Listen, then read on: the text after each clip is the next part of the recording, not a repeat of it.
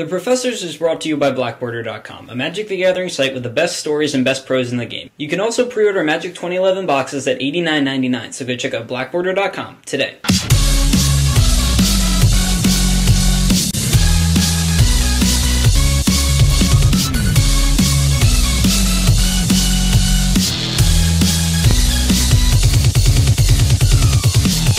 Hello everybody and welcome to yet another episode of The Professors. In this episode we'll take a full show to delve into the newest 90 spoilers off the Magic 2011 spoiler. A color's newfound potential, this set's influence on Standard, how we can expect the limited format to play out, and big financial rares and mythics. So let's draw.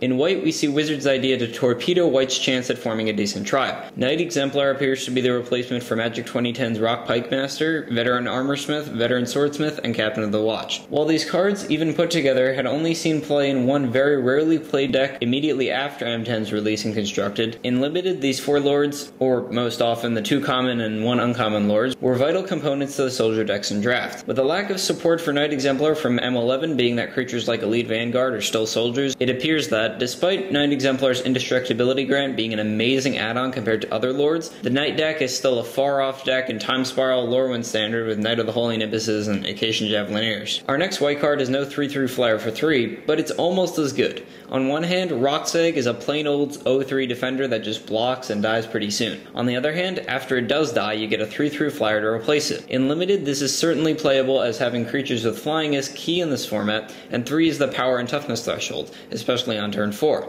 But in Constructed, can it make it? I don't think so. In a control deck, the card advantage of a 3/3 compared to a 5/5 Baneslayer is terrible, but that's beside the point, being that the 0/3 egg will simply sit on the field for the whole game. Our last notable card, Sun Titan, may become the top end of the Bant and white-green feature aggro deck that lets you return almost everything to be included in the deck, excluding some sideboard tech to beat out the control decks, with Blue and Baneslayer Angel to win with, including Knight of the Reliquary to beat and excel alongside Lotus Cobra, Quasali Pride Mage to maybe chump Eldrazi Monument, and Dauntless Escort to save all these creatures you're resurrecting. For blue we have the best mono blue cards printed since Cryptic Command, which will allow blue to not only go from being the second least played color in Standard to the most played color in Standard, but force Jace Point out to a must-play card that allows you to utterly demolish aggro in the mirror matches. But let's take a look at the creature side first. Conundrum Sphinx is a 4/4 flyer as like blue's smaller version of Baneslayer that can actually help the control player to win the game without Jace's ultimate ability, but also to draw you cards after you Fate Seal or Brainstorm yourself with Jace 2.0, or just rearrange the top cards of your library via Ponder, Helomar Depths, or any Scry effect. I expect this to not only be comboed in the blue-white deck with these effects, possibly as a financially effective replacement for Baneslayer, or alongside it to make the game go faster while still giving you card advantage. Our next blue card is one of the greatest Titans because it offers its color a big creature to attack with, and probably push the color to building a functional monocolor deck. It's Frost Titan. Yep, all this time Wizards R&D is complaining about how they give us 2-mana counters that counter any sort of spell like Counterspell and even Familiar's Ruse, but here they are again, Deprive and Mana Leak, both effectively hard counters for 2. And while Deprive could be paralleled to Familiar's Ruse in terms of card advantage and playability, Mana Leak is usually just a splashable, playable on the second turn counterspell. If you play it on an opponent's spell, even when they have 3 additional mana open, having had to wait to cast the spell, which they likely had to do, and not being able to cast the second spell is like playing Ren's-Run Vanquisher for 5 mana straight up. And that's assuming the player with Mana Leak decides to cast it. And when your opponent waited on casting the spell just to see if you had the Mana Leak and were holding a Path to Exile in its place, it represents a not so bad threat either. Our last blue card is probably the most multi-leveled card in the set. Not in the I pay mana to level it up sense, but in the layers sense. Like its predecessor, in a sorcery at this rarity, cost of 3 colorless and 2 blue, and universal benefit when cast in a deck it was meant to be cast in, Time Reversal has as many ways to play the card as planets on its illustration. While you can't simply slide this into a blue-white control deck versus the aggro or burn deck, as it gives the opposing player way too many creatures to be down with and too many burn spells, and a turn for them to use them after you simply spend the 5 mana for this spell with 5 to 7 lands out, your only responses would likely be a single Path to Exile or single counterspell versus a fully gassed hand like this, which represents the effective Time Reversal as the small blue planet. Other times, in whatever deck, this card backfires. You get your 7 cards, and despite that being a large enough number that you should be able to put out some good spells to cast, you get flooded and have nothing to do and or end up with with too many spells you can't cast, while your opponent happily ends up with enough creatures to kill you. This represents the lowly purple planet on time reversal. Then there are the times when you cast this in a steady mid-range band deck and get decent creatures to verse your opponent's decent creatures. This is a typical scenario and represents the tan planet on the foreground. Other times, which are also relatively likely, you get a roughly equal hand to your opponent's but are set back while your opponent is free to take his turn because you just spent 5 mana casting the spell and your opponent essentially time warped you. That's when you're the tan gray planet in the back. However, my plan for this card, along with several other draw spells and possibly some counters in the set, has been to combine the burn decks with Kiln Fiends, and instead of ditching your lands late game with devastating summons in exchange for a couple of big elementals, you get to refill your hand with burn and finish your opponent off. Mindspring and Divination had previously been tier 2 cards to fill this slot, but Mana Leak is a cheap counter that can also assist Kiln Fiend and Time Reversal, which basically refills your whole hand, are answers to the not enough burn spells problem that the red deck has. And against hosers like Core Firewalker, an answer to the couldn't find my answer problem. This is the big red planet effect. Then of course you've got your Johnnies that just want to explode onto the scene with this card like this planet, with trip Rune Flare Trap effects. Of course, it's not all that likely that this will ever happen, being that you need 8 mana in a single turn, and to defy the odds of a 1 in 203 chance of drawing the 3 Rune Flare Traps you need out of the 45 cards likely remaining in your deck. Then again, when it happens, that effect is the exploding red planet. Don't get confused, Time Reversal is not Time Twister. I mean, sure, it has the same effect, but comparing the two cards of different mana costs, where one is just straight out cheaper here, is like comparing Counterspell to Cancel, and the play one would see over the other is totally different.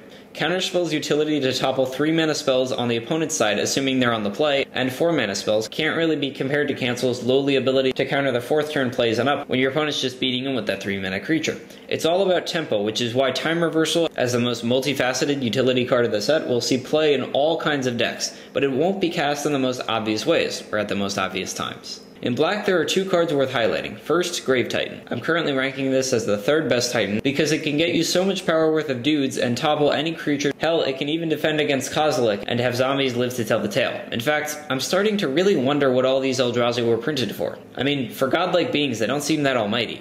But what if... what if...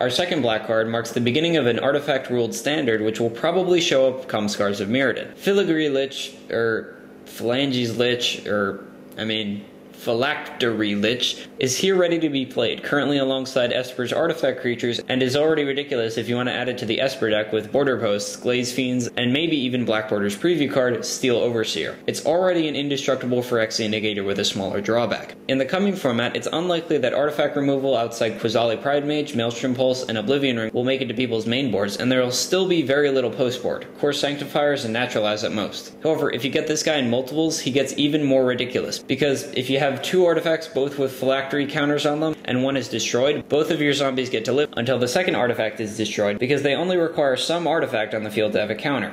In red, we finally get a good sideboardable answer to Baneslayer, and Burn Spell that at least makes damaging Wall of Reverence a 2-for-1 instead of a 3-for-1. While Combust can't be used to kill a Firewalker, because protection states that the creature still can't be targeted despite any damage being unpreventable, it's a better sideboard choice than Unstable Footing in my opinion, because the red deck just gets hosed by Wall of Reverence and BS Angel. The red Titan seems slightly underwhelming to me, being that the damage will undoubtedly have to be dealt to creatures on the opposing side, because lightning bolts to the face just aren't enough this late in the game. And sure, you can, like with Grave Titan, get through the opposing forces, but it does seem like this Titan does it just a turn too slow while not giving you extra resources to use after it dies. And, of course, this will always be a last resort in most red decks after your Arc Runners and Ball Lightnings fail to defeat your opponent. Our last red card isn't quite Desperate Ritual, and can't exactly spark a new combo by itself, especially without a storm mechanic in the format. But in a deck with enough card advantage to even out using up a card in your hand to play this card, or playing a few less lands, this card helps the red deck to do what it does more effectively and faster, and allows you to not have to get the right draws so often. I think in a mono red deck, you could have 22 lands and this card to pump your Kiln Fiend while getting extra mana to burn down their forces and swing right through with the Fiend. In green we see a card that says screw you to blue, and a card that says screw you to Lightning too. Gaia's Revenge is the out-of-the-gates turn 5 or 6 with some mana acceleration beater that can't quite beat Baneslayer, but can hit the blue player before they get a chance to play something big enough to stop this. It can't be countered or exiled with Path to Exile, so you've already got a 1-up. The card that laughs at Lightning, however, is a pretty plain 4/4 for 4 that gains you 4 life. However, it has the Woolly Fleege effect, which says that if this creature would be discarded, you get to play it instead. Now, this isn't nearly as powerful as Liege. Because of the additional power, the Liege could work as an overrun effect and mean beating your opponent a turn earlier. Speaking of overrun, is Overwhelming Stampede the new overrun? Well, I think it's an archetype-specific card. You need to work to make it better, but when you do, it's a win-the-game card.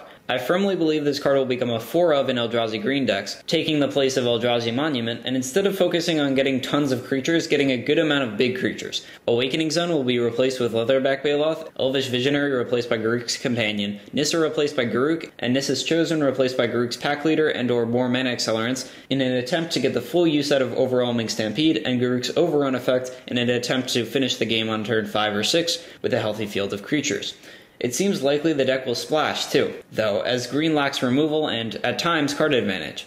Red offers Blood-White Elf and Lightning Bolt to fix this problem, while white offers Path to Exile and Dauntless Escort. Whatever the case, I expect Overwhelming Green to play a big part in the metagame this summer. That's all for this episode. Until next time, this is Anthony Palmeria, on behalf of the Professors. We're tapped out for now, but we'll untap soon.